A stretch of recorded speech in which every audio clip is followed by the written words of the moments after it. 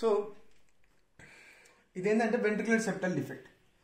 Ventricular septal defect అనేది it is an ఏసైనోటిక్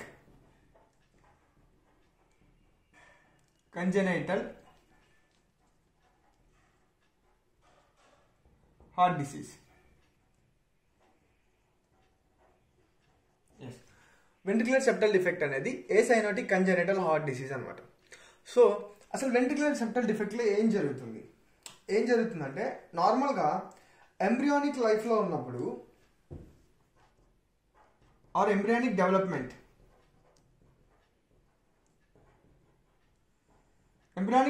అప్పుడు total human బాడీలో ఉన్న బాడీ పార్ట్స్ అన్నీ, బాడీ ఆర్గాన్స్ అయితేనేమి అన్నీ ఒక 3 జెర్మ్ లేయర్స్ నుంచి వస్తాయన్నమాట.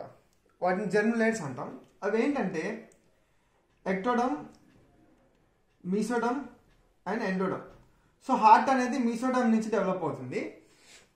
ఇప్పుడు అట్లా ఎంబ్రియానిక్ లైఫ్లో డెవలప్మెంట్ ఆఫ్ ది హార్ట్ అప్పుడు ఏం జరుగుతుందంటే there will be defect in the development of intraventricular septum. Intraventricular septum is nothing but ఇది heart right atrium, left atrium, ఈ 2 ఏట్రియం మధ్యలో ఉండేది ఇంట్రా ఏట్రియల్ సెప్టమ్. అలానే right ventricle and left ventricle మధ్యలో ఉండేది inter ventricular septum. So embryonic స్టేజ్లో ఉన్నప్పుడు ఏమవుతుందంటే ఈ ఇంటర్ వెంట్రికులర్ సెప్టమ్ డెవలప్ అయ్యేటప్పుడు there will be a defect అనమాట. సరిగ్గా డెవలప్మెంట్ జరగకపోవడం వల్ల ఆ డిఫెక్ట్ వల్ల ఏమవుతుందంటే ఒక చిన్న ఓపెనింగ్ అలానే ఉండిపోతుంది. ఈ 2 ఫ్యూజ్ సరిగ్గా అవ్వమాట. ఈ 2 ఫ్యూజ్ అవ్వకపోవడం వల్ల ఆ ఓపెనింగ్ ఉంటుందన్నమాట. ఈ ఓపెనింగ్ ఏమంటాము అంటే ఇంటర్ వెంట్రికులర్ సెప్టంలో ఉన్న ఈ ఓపెనింగ్నే వెంట్రికులర్ సెప్టల్ డిఫెక్ట్ అంటాం. ఈజీ, అసలు కన్ఫ్యూజనే లేదు. సో ఎంబ్రియానిక్ స్టేజ్లో ఉన్నప్పుడు డెవలప్మెంట్ అనేది సరిగ్గా జరగకపోవడం వల్ల ఓపెనింగ్ అనేది ఉండిపోతుంది అనమాట వెంట్రికులర్ సెప్టంలో. దాన్నే వెంట్రికులర్ సెప్టల్ డిఫెక్ట్ అంటాం. నెక్స్ట్ తెలుసుకోవాల్సింది ఏంటంటే ప్రెషర్ సిస్టమ్.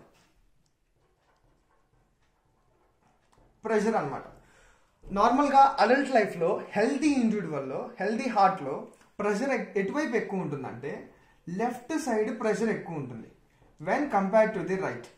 సో నార్మల్ ఇండివిజువల్స్లో the pressure in the left side of the heart is greater than the pressure in the right side of the heart అనమాట. బికాస్ ఎందుకంటే left side heart ఏంటి, left ventricle అనేది body పార్ట్స్కి supply చేస్తుంది, whole body parts మొత్తానికి supply చేస్తుంది. కాబట్టి left వెంట్రికిల్లో obviously pressure ఎక్కువ ఉంటుంది అనమాట. అందుకనే లెఫ్ట్ వెంట్రికిల్ డయామీటర్ కూడా, థిక్నెస్ కూడా చాలా ఎక్కువ ఉంటుంది when compared to right ventricle. Left ventricle diameter చాలా ఎక్కువ ఉంటుంది ఎందుకంటే లెఫ్ట్ వెంట్రికిల్లో ప్రెషర్ ఎక్కువ ఉంటుంది కాబట్టి. రైట్ వెంట్రికిల్లో ప్రెషర్ ఎందుకు తక్కువ ఉంటుందంటే రైట్ వెంట్రికిల్ జస్ట్ డీఆక్సిజనేటెడ్ బ్లడ్ని లంగ్స్కి సప్లై చేస్తుంది అంతే. లంగ్స్కి వెళ్ళి అక్కడ ఆక్సిజనేషన్ జరుగుతుంది కాబట్టి దానికి అంత కష్టపడాల్సిన పని ఉండదు. అందుకనే రైట్ వెంట్రికిల్లో ప్రెషర్ తక్కువ ఉంటుంది. లెఫ్ట్ వెంట్రికిల్ అనేది బాడీ పార్ట్స్కి సప్లై చేస్తుంది కాబట్టి దాంట్లో ఆబ్వియస్లీ ప్రెషర్ ఎక్కువ ఉంటుంది. ఏంటి ఇదేంటంటే ఈ ప్రెషర్ సిస్టమ్ అనేది నార్మల్ హెల్దీ ఇండివిజువల్స్లో ఇలా జరుగుతుంది అనమాట. బట్ ఇక్కడ in this ventricular septal defect, ఈ డిఫెక్ట్ ఉండడం వల్ల ఏం జరుగుతుందంటే మరి లెఫ్ట్ వెంట్రికిల్లో ప్రెషర్ ఎక్కువ కాబట్టి లెఫ్ట్ వెంట్రికిల్లో ఉన్న ఆక్సిజనేటెడ్ బ్లడ్ మొత్తం ఆ ఓపెనింగ్ ద్వారా ఇట్లా రైట్ వెంట్రికిల్లోకి వెళ్ళిపోతుంది అనమాట. అంతే కదా, లెఫ్ట్ వెంట్రికిల్లో ప్రెషర్ ఎక్కువ, రైట్ వెంట్రికిల్లో ప్రెషర్ తక్కువ కాబట్టి లెఫ్ట్ వెంట్రికిల్లో ఉన్న ఆక్సిజనేటెడ్ బ్లడ్ మొత్తం రైట్ వెంట్రికిల్లోకి వెళ్ళి మిక్స్ అయిపోతుంది. దీన్ని ఏమంటామంటే షంటింగ్ అంటాం. ఆ ఓపెనింగ్ ద్వారా ఏమవుతుందంటే లెఫ్ట్ వెంట్రికిల్లో ఉన్న బ్లడ్ మొత్తం రైట్ వెంట్రికిల్లోకి వెళ్ళి కలిసిపోతుంది. ఇట్లా కొన్ని డేస్ అలా కంటిన్యూస్గా బ్లడ్ అనేది లెఫ్ట్ వెంట్రికల్ నుంచి ఓపెనింగ్ ద్వారా రైట్ వెంట్రికల్లోకి వెళ్తూ ఉండడం వల్ల రైట్ వెంట్రికిల్లో ప్రెషర్ ఎక్కువైపోతుంది. మరి రైట్ వెంట్రికల్ నుంచి ఓపెన్ అయ్యేది ఏంటి, pulmonary trunk or pulmonary aorta కదా, సరే పల్మనరీ ఆర్టరీ. ఈ పల్మనరీ ఆర్టరీ ఎక్కడికి వెళ్తుంది, లంగ్స్కి వెళ్తుంది. సో ఈ రైట్ వెంట్రికల్లో ప్రెషర్ ఎక్కువ అవడం వల్ల లంగ్స్లో పల్మనరీ టెన్షన్ పెరిగిపోతుంది బాగా. Yes, easy. ఫస్ట్ ఏం జరుగుతుందంటే నార్మల్గా ఫస్ట్ స్టేజ్ షంటింగ్లో ఫస్ట్లో ఈ ఓపెనింగ్ ఉండడం వల్ల లెఫ్ట్ వెంట్రికిల్ నుంచి ఆక్సిజనేటెడ్ బ్లడ్ అనేది రైట్ వెంట్రికిల్లో కలిసిపోతుంది అనమాట, రైట్ వెంట్రికిల్లోకి ఫ్లో అవుతూ ఉంటుంది. ఇట్లా కొన్ని డేస్ అయిపోయిన తర్వాత ఆటోమేటిక్గా రైట్ వెంట్రికిల్లో ప్రెషర్ అనేది ఇంక్రీజ్ అవుతుంది. ఈ రైట్ వెంట్రికిల్లో ప్రెషర్ ఇంక్రీజ్ అవ్వడం వల్ల పల్మనరీ టెన్షన్ పెరిగిపోతుంది. పల్మనరీ టెన్షన్ పెరిగితే ఏమవుతుందంటే రివర్సల్ షంట్ జరుగుతుంది అనమాట.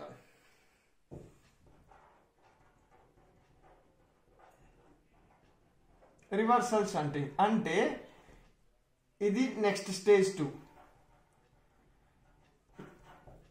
ఎప్పుడు అంటే లెఫ్ట్ నుంచి రైట్కి వెళ్ళే బ్లడ్ ఏమవుతుందంటే స్టేజ్ 2లో రైట్ వెంట్రికల్లో ప్రెషర్ ఎక్కువ అవడం వల్ల రైట్ వెంట్రికల్ నుంచి లెఫ్ట్ వెంట్రికల్లోకి వెళ్ళడం స్టార్ట్ అవుతుంది అనమాట. దాన్నే రివర్సల్ షంటింగ్ అంటాం. ఇలా ఈ షంట్ అనేది బైపాస్ అవడాన్ని ఏమంటామంటే దీనికి ఇంకొక పేరే ఐసెన్మెంగర్ సిండ్రోమ్.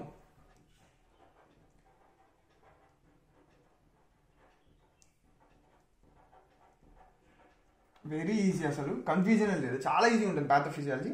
నార్మల్గా సెప్టంలో ఓపెనింగ్ ఉండడం వల్ల దాన్ని వెంట్రికులర్ సెప్టల్ డిఫెక్ట్ అంటాము. ఎంబ్రియానిక్ స్టేజ్లో 2 ఫ్యూజ్ సరిగ్గా అవ్వవు అనమాట. దీనివల్ల ఏం జరుగుతుందంటే లెఫ్ట్ వెంట్రికల్ నుంచి బ్లడ్ అనేది రైట్ వెంట్రికల్లో కలుస్తుంది, ఫ్లో అవుతూ ఉంటుంది. ఇలా కొన్ని డేస్ తర్వాత రైట్ వెంట్రికల్లో ప్రెషర్ ఎక్కువైపోయి ఆబ్వియస్లీ లంగ్స్లో పల్మనరీ టెన్షన్ పెరగడం వల్ల రివర్సల్ షంట్ జరుగుతుంది అనమాట. అంటే బైపాస్ అనేది రివర్స్లో జరుగుతుంది. రైట్ వెంట్రికల్లో ఉన్న డీఆక్సిజనేటెడ్ బ్లడ్ అనేది లెఫ్ట్ వెంట్రికల్లో కలుస్తుంది అనమాట, ఫ్లో అవుతుంది. దాన్నే ఐసెన్మెంగర్ సిండ్రోమ్ అంటాం. సో సైన్స్ అండ్ సిమ్టమ్స్ ఏముంటాయి? సైన్స్ అండ్ సిమ్టమ్స్ బ్రీఫ్గా 2 స్టేజెస్లో సైన్స్ అండ్ సిమ్టమ్స్ చదువుతాం. అసలు ఫస్ట్ స్టేజ్ ఏంటి? ఫస్ట్లో ఏంటి అంటే షంటింగ్ ఎటు జరుగుతుంది? స్టార్టింగ్ లెఫ్ట్ నుంచి రైట్కి బ్లడ్ ఫ్లో అవుతుంది. ఈ లెఫ్ట్ నుంచి రైట్కి బ్లడ్ ఫ్లో అవడం వల్ల లెఫ్ట్ సైడ్ నుంచి అరైజ్ అయ్యేది ఏంటి? అయోటాలో బ్లడ్ తగ్గిపోతుంది. అయోటాలో బ్లడ్ తగ్గడం వల్ల ఏమవుతుంది? మరి అయోటా బాడీ పార్ట్స్కి బ్లడ్ సప్లై చేస్తుంటుంది కదా, మరి బాడీ పార్ట్స్ మొత్తం బ్లడ్ లేకపోవడం వల్ల సఫర్ అయిపోతూ ఉంటాయి అనమాట. సో దీనివల్ల వచ్చిన ఫస్ట్ సిమ్టమ్స్ ఏంటి అంటే జనరలైజ్డ్ వీక్నెస్ ఉంటుంది. ఆక్సిజనేటెడ్ బ్లడ్ తగ్గిపోతుంది కాబట్టి హోల్ బాడీ పార్ట్స్కి ఆక్సిజనేటెడ్ బ్లడ్ తగ్గిపోతుంది కాబట్టి పేల్నెస్ ఎక్కువ ఉంటుంది అనమాట. అలానే స్వెటింగ్ ఉంటుంది, జనరలైజ్డ్ వీక్నెస్ ఉంటుంది, పేల్నెస్ ఉంటుంది, అలానే స్వెట్టింగ్ ఉంటుంది. ఇంకొకటి మెయిన్ సిమ్టమ్ ఏంటంటే హార్ట్ రేట్ ఇంక్రీజ్ అవుతుంది అనమాట. అంతే కదా, ఎందుకంటే అయోటాలో బ్లడ్ తగ్గిపోయింది. అయోటాలో బ్లడ్ తగ్గడం వల్ల బాడీ పార్ట్స్లో బ్లడ్ తక్కువ వెళ్తుంది, ఆక్సిజనేటెడ్ బ్లడ్ తక్కువ వెళ్తుంది. సో ఆక్సిజనేటెడ్ బ్లడ్ తక్కువ వెళ్ళడం వల్ల బాడీ డిఫెన్స్ మెకానిజం ఏంటి? వెంటనే ఏం జరుగుతుందంటే హార్ట్ రేట్ని పెంచేస్తుంది, ఎరిథ్రోపాయిసిస్ ఆర్బీసీ రేట్ పెరిగిపోతుంది. ఇవన్నీ నార్మల్ అనమాట. సో మనకు ప్యాథోఫిజియాలజీ తెలిస్తే సైన్స్ అండ్ సిమ్టమ్స్ రాయడం చాలా ఈజీ. ఇది first stage of ventricular septal defect. అందుకనే దీన్ని ఏసైనోటిక్ కింద క్లాసిఫై చేశారన్నమాట. ఎందుకంటే ఈ బేబీ పుట్టిన తర్వాత ఏంటి, ఈ డిఫెక్ట్ ఉన్న బేబీకి ఫస్ట్ సిమ్టమ్ సైనోసిస్ రాదు. ఎందుకు రాదు అంటే లెఫ్ట్ నుంచి రైట్ షంటింగ్ జరుగుతుంది ఇక్కడ. అంటే ఆక్సిజనేటెడ్ బ్లడ్ అనేది డీఆక్సిజనేటెడ్తో కలుస్తుంది. బాడీ పార్ట్స్కి బ్లడ్ సప్లై అవుతుంది కానీ ఆక్సిజన్ తక్కువ ఉన్న బ్లడ్ సప్లై అవుతుంది బాడీ పార్ట్స్కి. ఎక్కడ కూడా డీఆక్సిజనేటెడ్ బ్లడ్ మిక్స్ అవ్వలేదు బాడీ పార్ట్స్లో. ఇప్పుడు సెకండ్ స్టేజ్లో ఏం జరుగుతుందంటే సెకండ్ స్టేజ్లో షంటింగ్ ఎలా జరిగింది? రైట్ నుంచి లెఫ్ట్ షంటింగ్ జరిగింది. ఎస్, రైట్ నుంచి లెఫ్ట్ షంటింగ్ జరగడం వల్ల డీఆక్సిజనేటెడ్ బ్లడ్ ఆక్సిజనేటెడ్ బ్లడ్ రెండు కలిసి బాడీ పార్ట్స్కి సప్లై అవుతున్నాయి. సూపర్ అసలు. కానీ పైన అలా కాదు, ఓన్లీ ఆక్సిజనేటెడ్ బ్లడ్ బాడీ పార్ట్స్కి సప్లై అయ్యాయి కానీ తక్కువ ఆక్సిజనేటెడ్ బ్లడ్ సప్లై అవుతాయి. కానీ సెకండ్ స్టేజ్లో ఏంటి, Eisenmenger syndrome, right to left shunting జరగడం వల్ల, రివర్సల్ షంట్ జరగడం వల్ల డీఆక్సిజనేటెడ్ బ్లడ్ ఆక్సిజనేటెడ్ బ్లడ్ రెండు కలిసి బాడీ పార్ట్స్కి సప్లై అవుతున్నాయి. కాబట్టి ఫస్ట్ మెయిన్ సిమ్టమ్ ఏంటి అంటే cyanosis, both central and peripheral cyanosis we can see in ventricular septal defect. Easy, అసలు కన్ఫ్యూజే లేదు, చాలా ఈజీ. ప్యాథోఫిజియాలజీ తెలిస్తే సైన్స్ అండ్ సిమ్టమ్స్ అన్నీ ఈజీగా రాసేయచ్చు.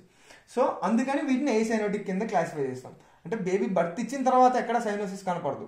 కొన్ని డేస్ తర్వాత ఆ వెంట్రికులర్ సెప్టమ్ కనుక మనం అలానే ట్రీట్మెంట్ కనుక సరిగ్గా ఇవ్వకపోతే obviously there will be reversals, అంటే దానివల్ల సైనోసిస్ సిమ్టమ్ కనపడుతుంది అనమాట.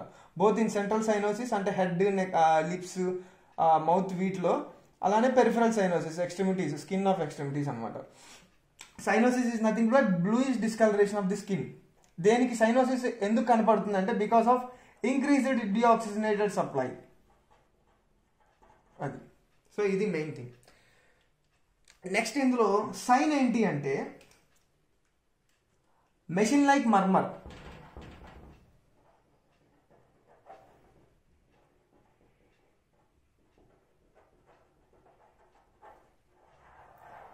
ఎస్. సో మనం ఆస్కల్టేషన్ చేసేటప్పుడు we can hear a machine like murmur అనమాట. అది one of the sign of ventricular septal defect. So auscultation అనేది వచ్చింది కాబట్టి ఒక 4 పాయింట్స్ చెప్తా అనమాట, చాలా ఇంపార్టెంట్. మనందరం ఆస్కల్టేషన్ చేస్తూ ఉంటాం కదా. ఈ ఆస్కల్టేషన్ ఏరియాస్ ఏంటి, అసలు హార్ట్ సౌండ్స్ అనేవి ఎక్కడ మనం ఎక్కువ ఆస్కల్టేషన్ ఎక్కడ చేయాలి, దానికి ఒక సపరేట్ ఏరియాస్ ఉంటాయి. ఫస్ట్ ఏంటి అంటే aortic valve. Aortic valve auscultation area ఏంటి అంటే second intercostal space, that to right sternal border. అలానే పల్మనరీ వాల్వ్ ఆస్కల్టేషన్ ఏరియా ఏంటి అంటే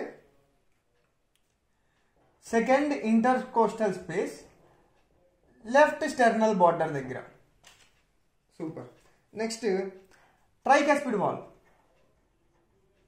ట్రైకాస్పిడ్ వాల్వ్ అంటే ఏంటి, రైట్ ఏట్రియంకి రైట్ వెంట్రికల్కి మధ్యలో ఉండే వాల్వ్ ట్రైకాస్పిడ్ వాల్వ్ అనమాట. ఇది ఎక్కడ వింటామంటే fifth intercostal space, left fifth intercostal space sternal border దగ్గర వింటాం. ఇంకా మిగిలిపోయింది ఏంటి, mitral valve or bicuspid valve. ఇదేంటి ఎక్కడ ఉంటుంది, లెఫ్ట్ ఏట్రియంకి లెఫ్ట్ వెంట్రికల్కి మధ్యలో ఉండేది మిట్రల్ ఆర్ బైకాస్పిడ్ వాల్వ్. ఇది ఎక్కడ అంటే ఫిఫ్త్ ఇంటర్కోస్టల్ స్పేస్లోనే లెఫ్ట్ సైడే, దట్ టు స్టెర్నల్ బార్డర్లో కాదు, మిడ్ క్లావిక్యులర్ లైన్. ఇవి ఆస్కల్టేషన్ ఏరియాస్, చాలా ఇంపార్టెంట్ అనమాట. ఇవి గుర్తుపెట్టుకోవాలి. అయోటిక్ వాల్వ్ని ఎక్కడ వింటామా అంటే సెకండ్ ఇంటర్కోస్టల్ స్పేస్లో, రైట్ సెకండ్ ఇంటర్కోస్టల్ స్పేస్లో స్టెర్నల్ బార్డర్లో ఎగ్జాక్ట్గా అక్కడ వింటాం. పల్మనరీ వాల్వ్ ఎక్కడ వింటామంటే సెకండ్ ఇంటర్కోస్టల్ స్పేస్లో, left second intercostal space. Tricuspid వాల్వ్ని left fifth intercostal space. Mitral valve or bicuspid valve, దీనికి ఇంకొక మిట్రల్ ఆర్ బైకాస్పిడ్. దీన్ని ఎక్కడ వింటామంటే లెఫ్ట్ ఫిఫ్త్ ఇంటర్కోస్టల్ స్పేస్లో మిడ్ క్లావిక్యులర్ లైన్లో వింటాం అనమాట. ఇది మెయిన్ థింగ్. ఇది వెంట్రికులర్ సెప్టల్ డిఫెక్ట్.